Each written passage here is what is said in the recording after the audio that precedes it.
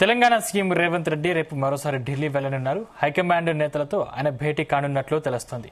BC రిజర్వేషన్ల అంశంపై న్యాయ నిపుణులతో కూడా చర్చించే అవకాశం ఉంది. ఇప్పటికే బీసీ రిజర్వేషన్లపై మంత్రులతో సబ్ కమిటీ చేశారు. ఢిల్లీకి వెళ్లే కన్నా ముందు రేపు ఉస్మానియా యూనివర్సిటీకి సీఎం రేవంత్ రెడ్డి వెళ్లనున్నారు. అక్కడ పలు అభివృద్ధి కార్యక్రమాల్లో ఆయన పాల్గొంటారు. తర్వాత ఠాగూర్ ఆడిటోరియంలో విద్యార్థులతో మాట్లాడనున్నారు. ఓయూ కార్యక్రమం అనంతరం ఢిల్లీకి వెళ్లనున్నారు సీఎం రేవంత్ రెడ్డి.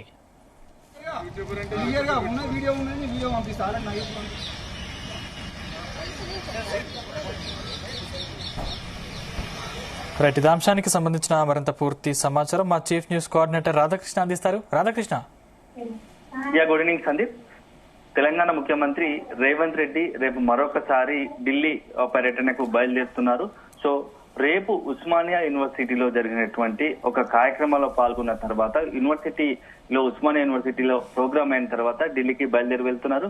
సో 2 దశాబ్దాల కాలం తర్వాత ఉస్మానియా యూనివర్సిటీలో చాలా ప్రతిష్టాత్మకమైనటువంటి విద్యారంగ వ్యవస్థ రావాల్సిన మార్పులు, రాష్ట్ర ప్రభుత్వం తీసుకోవాల్సిన నిర్ణయాలు, సమూల మార్పుల పైన రేపు విద్యార్థులతో సీఎం రేవంత్ రెడ్డి ఉస్మానియా యూనివర్సిటీలో ముఖాముఖి నిర్వహిస్తున్నారు. సో అది మాట్లాడిన అనంతరం అక్కడ ఉన్నటువంటి ప్రోగ్రామ్ అయిన తర్వాత ఢిల్లీకి బయలుదేరుతున్నారు. సో ఢిల్లీ పర్యటనలో సందర్భంగా అటు అధిష్టాన పెద్దలతో పాటు పలువురు న్యాయ కోవిదులను, సీనియర్ న్యాయవాదులను కలిసే అవకాశాలు ఉన్నాయి.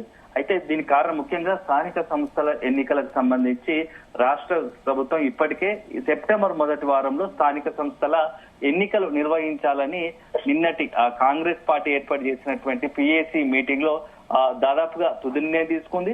సో ఈ నెల 29వ తేదీన జరిగే కేబినెట్ భేటీలో ఎన్నికలకు సంబంధించి ఒక ఫైనల్ డిసిషన్ తీసుకోబోతున్నారు. దాంట్లో భాగంగానే అన్నిటికన్నా ప్రాధాన్యత ఏంటంటే స్థానిక సంస్థల ఎన్నికల నిర్వహణకు సంబంధించి ఇన్ని రోజులు ఇంత ఆలస్యం కావడానికి కారణమైన ప్రధాన అంశం బీసీలకు 42% రిజర్వేషన్. సో బీసీలకు 42% రిజర్వేషన్ స్థానిక సంస్థల ఎన్నికల్లో అమలు చేయాలనే ఒక ఉద్దేశంతో రాష్ట్ర ప్రభుత్వం అసెంబ్లీలో బిల్లును ఆమోదించింది. ఆ బిల్లును ఆమోదించిన తర్వాత కేంద్రానికి పంపింది.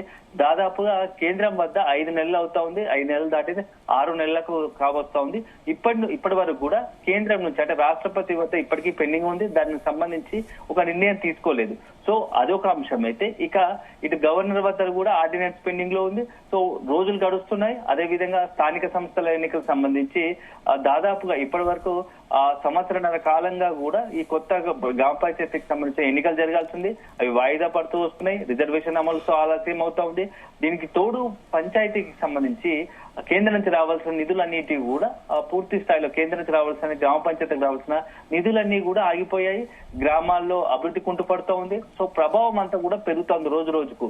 సో ఈ నేపథ్యంలో ఎట్టి పరిస్థితుల్లో ఎన్నికలు నిర్వహించాలని, స్థానిక సంస్థల ఎన్నికలు నిర్వహించాలని రాష్ట్ర ప్రభుత్వం నిర్ణయం తీసుకుంది. ఎందుకంటే ఒకవైపు వీటన్నిటి రాజకీయ కారణాలతో పాటుగా రాష్ట్ర అత్యున్నత న్యాయస్థానము సెప్టెంబర్ చివరికల్లా స్థానిక సంస్థల ఎన్నికలు నిర్వహించాలని ఇప్పటికే ఆదేశాలు జారీ చేసిన నేపథ్యంలో ఇక ఆ హైకోర్టు ఆదేశాల అనుసారం మేరకు సెప్టెంబర్ చివరికల్లా ఎన్నికల ప్రక్రియ పూర్తి చేయాలని ఒక ఆలోచనలో ఉంది. సో ఈ యొక్క వైపు ఎన్నికలకు సంబంధించి సెప్టెంబర్ మొదటి వారంలోనే ఎన్నికల ప్రక్రియ షురు చేస్తూనే మరోవైపు బీసీలకు 42% ప్రభుత్వ పరంగా అధికారికంగా రిజర్వేషన్ సంబంధించి కల్పించే అవకాశాలు ఏమైనా ఉన్నాయా, ఇంకా ఏదైనా అవకాశాలు ఉన్నాయా ప్రభుత్వ పరంగా అని చెప్పేసి. ఎందుకంటే 29 వరకు ఫస్ట్ వరకు సమయం ఉంది. 29 వరకు కేబినెట్ సంబంధించి కేబినెట్ లో ఆమోద ముద్ర వేయాల్సి ఉంది కాబట్టి ఇంకా దాదాపు 4-5 రోజుల సమయం ఉంది కాబట్టి ఆల్టర్నేట్ ఏమన్నా దాగి ఉన్నాయా, ఏమైనా అవకాశాలు ఉన్నాయనే దానిపైన కూడా ఇప్పటికే కొంత ఆలోచన చేస్తున్నట్టుగా తెలుస్తోంది. సో ఇప్పటికే కమిటీ ఏర్పాటు చేసింది. ఇప్పటికే కొంత మంత్రుల కమిటీని ఏర్పాటు చేసింది ఎన్నికలకు సంబంధించి. సో డిప్యూటీ సీఎం బట్టి విక్రమార్క, సీనియర్ మంత్రులు ఉత్తమ్ కుమార్ రెడ్డి, అదే విధంగా శ్రీధర్ బాబు, పొన్నం, సీతక్క, ఈ అందరు మంత్రులతో కలిపి కొంత కమిటీ కూడా ఏర్పాటు చేసింది. సాధ్యాసాధ్యాలపైన ఒకవైపు ఈ రోజు ఆ కమిటీ కూడా భేటీ అయింది. ప్రభుత్వం సంబంధించిన అడ్వకేట్ జనరల్ తో కూడా సుదర్శన్ రెడ్డి కూడా హాజరయ్యారు.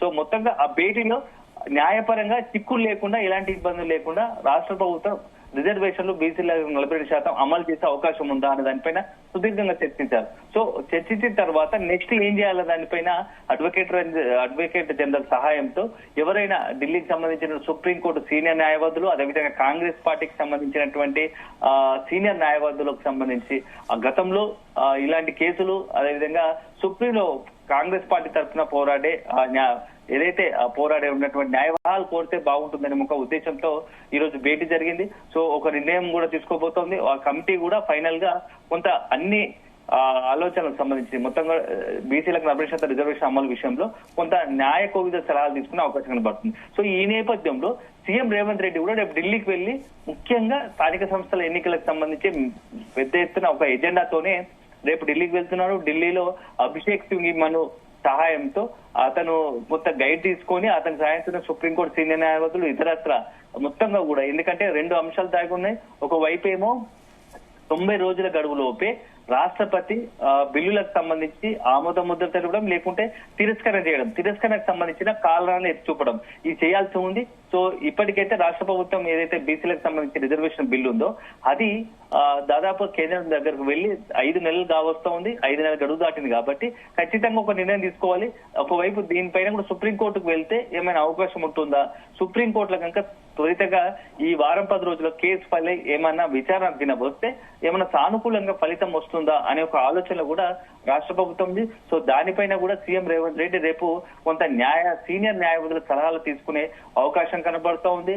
దానికి తోడు మరొక ముఖ్య అంశం ఏంటంటే స్థానిక సంస్థల ఎన్నికలకు సంబంధించి ఒక అంశం అయితే, రెండోది ఉపరాష్ట్రపతి అత్యంత కీలకమైన ఉపరాష్ట్రపతి అభ్యర్థిగా తెలంగాణకు చెందినటువంటి జస్టిస్ సుదర్శన్ రెడ్డి బదులు దిగబోతున్నారు. సో సుదర్శన్ రెడ్డికి కొంత సీఎం రేవంత్ రెడ్డి సహాయంగా ఉంటూ ఎన్నికల గురించి కొంత మద్దతు పలికి, అదేవిధంగా ఎంపీలకు కావచ్చు, ఎందుకంటే రేవంత్ రెడ్డి గతంలో ఎంపీ కూడా పనిచేశాడు కాబట్టి ఇతర రాష్ట్రాలకు సంబంధించినట్టు ఎంపీలకు కూడా కొంత గైడ్ చేసే అవకాశం, సుదర్శన్ రెడ్డిని పరిచయం చేసే అవకాశం ఉంటుంది. ఎందుకంటే పార్టీలకు అతీతంగా కొంతమంది ఎంపీలు కూడా సీఎం రేవంత్ రెడ్డికి గతంలో లోక్సభలో పరిచయం ఉన్నారు. సో వ్యక్తిగతంగా పరిచయం ఉన్నారు కాబట్టి అలాంటి వారికి సుదర్శన్ రెడ్డిని పరిచయం చేసి సుదర్శన్ రెడ్డికి మద్దతుగా ఓటు వేయాలనే ఒక దాంట్లో కూడా రేపు ఢిల్లీకి వెళ్తున్నట్టుగా తెలుస్తా ఉంది.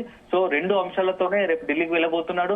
ఒకటి ఉపరాష్ట్రపతి అభ్యర్థికి మద్దతుగా కొంతమంది ఇతర రాష్ట్రాలకు సంబంధించిన ఎంపీల మద్దతు కోరడం, రాజ్యసభ సభ్యుల మద్దతు కోరడం, అదే విధంగా తెలంగాణ రాష్ట్ర ప్రభుత్వంగా సీఎం గా కాంగ్రెస్ పార్టీకి సంబంధించినటువంటి ఎట్లాంటి నెక్స్ట్ ఎన్నికల కోసం ఎలాంటి సపోర్టు ఇతర రాష్ట్రాలకు సంబంధించి, ఏదైనా ఎంపీలకు సంబంధించి ఇతరత్ర అధిష్టాన దూతగా కూడా ఉండడానికి సిద్ధపడుతున్నట్టుగా తెలుస్తుంది. దాంట్లో భాగంగా అధిష్టానం కూడా సీఎం రేవంత్ రెడ్డి ఢిల్లీకి పిలిపించినట్టుగా జరుగుతోంది.